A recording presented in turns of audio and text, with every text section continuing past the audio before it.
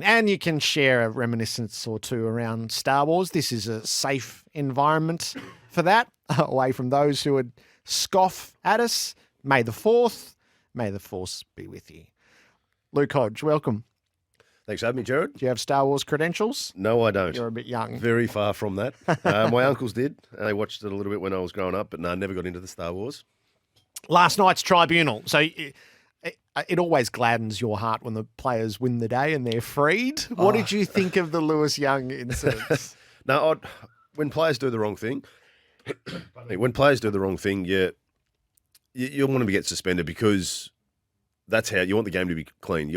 I've got boys growing up. You want them to be safe when they play, but it's the tiggy-touched ones where you sit back and go, was he trying to hurt him? And ticking the barrier of the rule is if you elect a bump and you get him in the head, you're in trouble. The only part is if you don't get him in the head, it is still a part of our game. And I'm glad at the result. The fact that there was no serious head injury, didn't get him in the head. Yes, he's next time I reckon the coach is going to be saying, next time you elect a bump, make sure it's more from the side. But all the parts that bring our game into the part that I really enjoy is you've got a split-second decision. And next time you might take a few slower steps to tackle.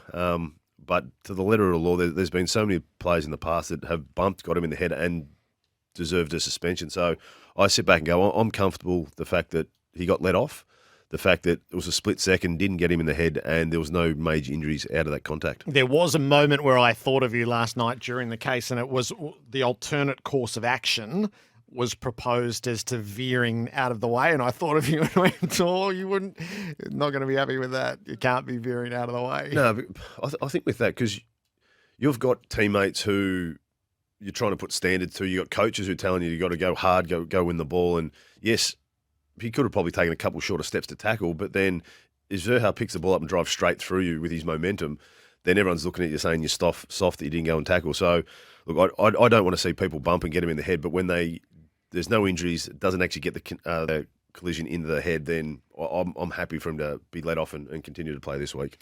The Essendon scenario, so walking on eggshells. As Buck sat in that chair yesterday and he just detailed the difference between what life would be like within Fremantle at 6-1 and within Essendon at 1-6. And Zach Merritt shone a light on that. It's just what the struggle is when you are searching for something better and believing that you're capable of something better, but stuck in an awful early season rut. Yeah, well, I can only look at our own personal experiences and being in that. In 2010, we were 1-6, and then Clarko decided to change the game style. He hated going long down the line. It was the Collingwood game style, long down the line and trying to squeeze it into the ground. And we had bigger body midfielders, so it probably suited us a little bit better, but he hated that style. But he adapted, he changed because he realised that this game's all about results. And the way we were going, we were saying once we get players back, because we had a lot of injuries throughout 2009 and missed the finals, but everyone was sort of saying once Hawthorn get players back, they'll be fine. There'll be no problems at all. I'm starting to see a little bit the same with Essendon as far as they've had so many people out, but the depth behind them is not catching up to the likes of Melbourne and other teams. So I'd be looking for Essendon to try and tweak a few things to try and get the boys on edge or excited again, because when you watch them play, it looks a little bit lifeless and looks like they're just mundane and going through the motions. And at AFL level, you soon get caught out. And as we see, when you sit there at 1-6, that's exactly what it looks like from afar. What's the risk of second guessing everything when you get to a moment like this? I wouldn't say it's second guessing, because you don't go and change a lot of things. It's a few tweaks. You bring the leaders in, because the leaders have to be a part of the decision. If you're going to change stuff that you've been training all pre-season, and look, you feel, because I think Snelling was second in their BNF and Langford was Langdon was up there as well. So they got two blokes that in are under pretty physical, important players, and the depth coming up behind. But what I'd be doing is bringing in all the leaders and saying, all right, guys, this isn't working for us at this stage. What do you feel is important for us to get back to the best? This is what we feel. And it's a collective chat between coaches and leaders to try and see how this group can make use of this season. Because if you keep going the way you are, you're going to get to the end of the season, there's going to be in-house fighting, people are going to be pointing fingers at one another. Have that discussion early. think of things that you can do to try and get a little bit of excitement back into the style and into the players, because it just doesn't look like they're having much fun at all. At round 7, what's the role of the administration? Do you start to get involved, or do you actually just let the football program figure it out for the moment? Do you challenge them just to do their jobs? Oh no, you got to be there to support the football department. When you're 1-6, you're looking for anyone who's going to support you.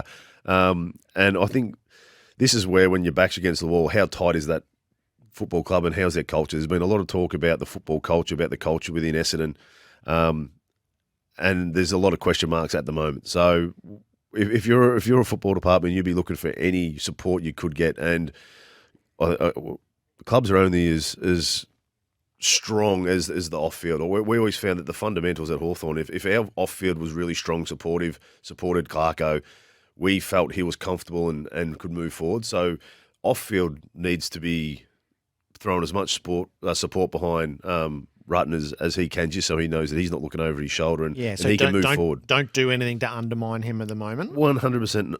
You've got to support him the whole way, because you know what a coach is like. As soon as a coach starts looking over his shoulder, his attention's not where it's got to be. Support from upstairs down to the coaches, that flows through to the players, and it's so important. Do you feel like they'll turn it around, or I'm not? So you cite your own experience, and you won a premiership in 2008, so you've got something to fall back on. This is a team that's only just seen finals, and we know how long it is since they've won a final. It strikes me there's not a lot to fall back on right now. No, and I think that's where the doubt comes from. We were able to look back at our players, and we knew as a group that we could play good, consistent football if we played together. And even though you make certain changes, we still had belief within each other. That's the doubt with Essendon. You can play as much football as you want, but if you're struggling or you can't win finals or there's that doubt, as soon as things go bad for you, that's when the doubt becomes bigger, and you start questioning yourself, start questioning teammates, start questioning the game style. This is where the culture of the football club on field, but also off field, is so important to make sure there's no fractures that build over this tough time. We spoke last week around the difference of generations of players, and you've lived both. So you've been the slightly roguish early draft pick into a club, and then you've been one of the most admired captains that the game has seen. When you hear that the Collingwood leadership group did have a word to Jack Ginnivan after having a couple of beers to celebrate his Anzac Day medal, where's your mind drawn? Well, first of all, I can understand where Jack's at. He's got mates coming up, and we all saw the video of when he walks back into his apartment and they had balloons everywhere. Yep. And I understand 100% where he's coming from, because I probably would have looked to do the same thing when I was 19. But then I look at more of the leadership style thing. Well done to Collingwood leadership group. I sit back and go, you've got a 19-year-old kid here who, let's be honest, he's played 10 games, and his last couple of games there's been a lot of media about him. Obviously, the round one with the videos, he took it in his stride and he had fun. The Anzac Day is the big game outside of finals for Collingwood, and he was unreal. And you could sort of see he's a confident lad, but that was a leadership group who was trying to. We just spoke about Essendon, and we spoke about their culture and their standards and their team rules. If that had been Essendon, people would have been saying, oh, that's undisciplined. You got a 19-year-old kid going out on a 6-day break. Collingwood, the Collingwood leadership group were trying to teach this young fella that if you're going to play football for a long time, you got to pick and choose when you can go out. They played Easter Thursday, then they had an 11-day break. I'm pretty sure Jack might have caught up with his mates over that 11-day break and had a couple of beverages. Then they've got 3 6-day breaks in a row. The amount of toll, especially in today's football physicality, the 6-day breaks really take a toll on players, and then he's got a 9-day break. So I'm pretty sure as a 19-year-old professional athlete, he's got 2 opportunities in 5 weeks where he can go and catch up with his mates. And all the leadership group was saying was that, hey, mate, there's times you've got to look through the schedule and pick and choose when you can go and catch up. This one wasn't a time, more so for your preparation for the next week, whether it's you're on your legs. If you go to the pub, you're on the legs the whole time rather than sitting at home on the couch. It goes back to your dehydration, your sleep, your diet. Are you doing everything you possibly can to play the best football next week? And obviously he was so good the previous couple of games, but this is about being consistent and being the best you possibly can to forge a long career. I've seen a lot of players come in, and in 2 years they've hit the scene, thought they were invincible, and they're out 2 years later because they weren't guided the right way as the Collingwood leaders are doing. So I can understand why people out there going, let him go and have a beer. Yeah. And no doubt, Scotty Pendlebury will be saying, mate, you can go and do that. But you just got to pick and choose when you can. And I find that was fine from the leaders. It was just guiding and teaching a young kid. So not knocking the character out of him, but teaching him what elite standards look like. Exactly right. And I think I said a couple of weeks ago to you that Collingwood have got to shelter him as well because he's a lively, energetic person who you can just see by the way he talks and acts and shushing the Essendon crowd. He's got to be guided at times. And this is a perfect situation where they've said, we've got team rules that on a 6-day break, and a lot of clubs do have them, on a 6-day break, we're not going out. You can sit at home. If you have a beer at home, no problems, but you're not out on your legs. And sometimes 3 beers might turn into 6 because you get caught up with your mates you haven't seen for a while. So it's just limiting all those other things that could happen. But I sit back and say, look, well done to the leaders. They guided a young kid who's in a pretty good position and feeling pretty comfortable at this stage. Who were your leaders when you arrived? We had there wasn't really this is a long time. There wasn't really a leadership group back then, but it was Mark Graham was vice captain, I think. Crawf was the captain, and then over the next couple of years there was a Richie Vandenberg, Ben Dixon, those kind of guys. Did you need a bit of steerage early? I did. But I opted to go back Colac, so they didn't find out if I was going out or not. But as I mean, football has changed so much back then. It was more about getting a kick, playing seniors, and then as long as you rock up on a Monday to train, then so be it. Today's, and it's probably been like this the last 10 or so years. Yes, you can play well on a Saturday, but as soon as that game finishes, you're preparing as best you can to train on Tuesday, train on Thursday, and then play the following week. And this is just a small little tool that the Collingwood leaders thought we could use this as a great example to show him what he needs to do to be here for 10 years, not 2. Kane and Hutchie on 360 on Footy Classified on Monday night, talking about Nat Fife. And I thought this is so in your portfolio, Luke Hodge, is champion player who's watching his team come good. At the start of the year, he knew where his place was. It was back in the middle. I'm sure the coaches have got a slightly different idea. He's going to come back into a team that's extremely established now, and he will never have experienced that phenomenon before. I'm so interested in what the thinking of Fife would be, what the coaching challenge would be, and what the best result for Fremantle is when it gets its captain back. I'd be saying, go and learn your forward patterns, mate. That's exactly where I'd be putting him back in. And that's nothing against Fife in regards to can he go and play his best football as a midfielder? Without a doubt. Like if you look at him, he's still fit, still up and about. Yes, he's had a couple of injuries of late, but I'm trying to think of from his point of view as a player. I look back from 2017 up until 2021, they've finished 14th, 14th, 13th, 12th, and 11th. And now they're sitting equal second with a young team who are looking like they're just enjoying playing together. No one's bigger than the other. No one's more important than anyone else, and everyone's willing to go out there and play their role for the team. Once again, you look back at 2013, Bud went and played on the wing, and Ruff won the Coleman because that was what Clarko said is going to make us a better team after losing 2012. Everything that you do, especially after Fife, who got to a grand final in 2013 and then dropped away, everything you need to do as a senior person is to make sure that you get back up to the top, is to get an opportunity to play in a grand final, win a premiership, which he's been striving to do since he played. If that means taking a backward step and playing a role for your team, that's exactly what you do. And that when he said the experiment of playing forward is over, that was in pre-season, wasn't it? Yeah. So I think people hear that comment and go, oh, you're arrogant, you've got to put team first. That was back then when they were probably coming into a season going, Fife, if you're fit, you're playing in the midfield, and that's how we're going to build this team. Things can change. We've spoken about Essendon already today. They're sitting 1-6 going, how can we get out of this rut?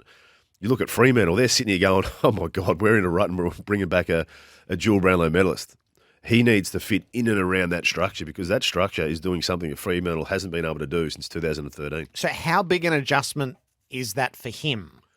He's been the centrepiece. So the years that he has been the captain and the best player, he's been winning Brownlow medals, where he says Other players covered for me. It was a key note in his acceptance speech was to acknowledge the work that other players. So how much is on him to see it all before he comes back into the team? This is where the coach has to have the relationship with the players, especially the captain. I reckon I could name 4 or 5 times where Clarko's went and spoke to players about playing different roles, different positions for the benefit of the team.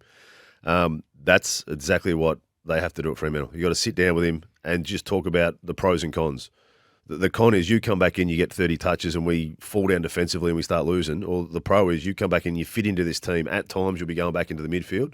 But our midfield's different now. We're running two-way football. It's not about you going to get 30 and you got Brayshaw and those other blokes covering your man. It's two-way football these days. And that's what's been so refreshing and to see at Fremantle, that everyone is happy to work just as hard back as what they are as to work forward, and everyone's enjoying the success that they've had so far in this season. So, look, I've got no doubt. Initially, Fife is probably sitting back going, my best football is in the midfield. But sometimes you need to sit back and go, what's the best football for our club? And I know I've got no doubt that he'll understand that maybe just sliding in forward or playing 70-30 forward mid just until he gets his fitness and works back into the midfield. 1300 736 736 to add your thoughts to our conversation this morning. Darren's in Sorrento. Hello to you, Darren. Hello, good morning, boys. I just wanted to shed some light on Essendon and then ask Luke his opinion on something. First of all, we've had a lot of our good players injured, and I'll name who we've played. So we've played Melbourne, Brisbane, Geelong, Fremantle, Bulldogs, and Collingwood. Nearly all the top teams in the comp so far. So, and I don't think we'll win too many other games. But should we now write off the season and start blooding some more younger players, or would that be detrimental to the senior players and not the right thing to do? I wouldn't go and write off the season and just start playing younger guys, because if the senior guys are a part of your future, and to think that you played finals last year, so as I said, if a few things go wrong, you have a few injuries, it doesn't take much to tweak a few things to get back onto that path. So I wouldn't be going and throwing all the older guys out to blood younger guys if those senior players were still a part of the future of Essendon moving forward. From what you just said then, that's where I think supportive is what I'm sort of looking at. There's been so many things down at Essendon that hasn't been great for the football clubs, whether it's injuries, game style, whatever it is, but the support from upstairs down, as we sort of touched on before, this is the most important time. Yes, they've played some quality teams, and a lot of teams that Essendon have played so far have been up the top of the ladder. But yeah, so I'd be sitting back, talking to the senior guys, and then trying to get what you can out of the season without throwing it away. There's still, what have we got? There's still 14 games. Yeah, 15 games to go. 15 games to go. You can do so much in that time. Yeah, I'm not sure there's a whole set of young players who aren't playing. Yeah. So I think they're getting games into all those who aren't injured, into the keys who are going to be their future. There's a lot sits with the senior players at the moment. And I think Rutten can't just go and get rid of 7 senior blokes, because then you've got all these young fellas to fend for himself. So you've got to start sending the standards and sending the message to older guys that you either won't play or you'll go medical sub until you can actually perform the way we want you to perform. And he's been doing that the last couple of weeks. So if you're an Essendon supporter out there, have faith, and hopefully they can fight through it and they can make something out of this season. Jack's with us in Ballarat. Welcome, Jack. Jared, I rang up 2 weeks ago. I think Sammy Ebden was doing your show. And I spoke about Fremantle, and I said that Fremantle, I was quietly optimistic about where we were going. I said the next 2 weeks was our pressure test.